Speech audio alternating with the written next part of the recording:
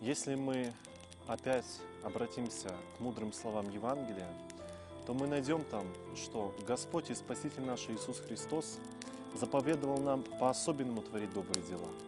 Он говорит, что если вы делаете добрые дела, то вы должны их делать тайно, и чтобы ваша правая рука не знала то, что делает левая.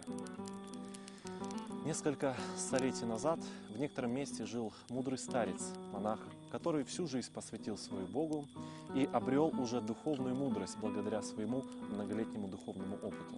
И тогда подошли к нему и ученики и спрашивают: «Отче, почему же у нас не получается победить наши злые дела и злые привычки? А добрые дела, которые мы вроде и стараемся делать, мы заметили, что они не постоянны в нас, что они уходят из наших душ и не задерживаются там. Почему так происходит?»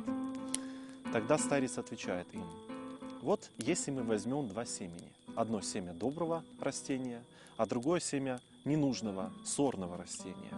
Семя доброго растения мы положим на солнце, на камень, а семя злого и ненужного растения мы положим в почву.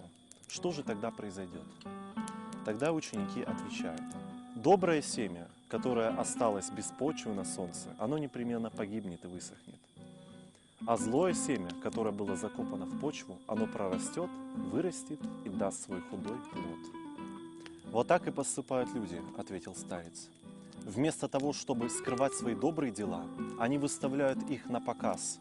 И эти добрые дела погибают, и никакой пользы они не дают человеку.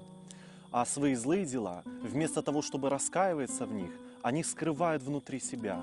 И злые дела, и злые поступки вырастают в человеке. И таким образом, что зачастую их трудно бывает человеку победить. Поэтому и мы, как христиане, должны добрые дела творить в тайне.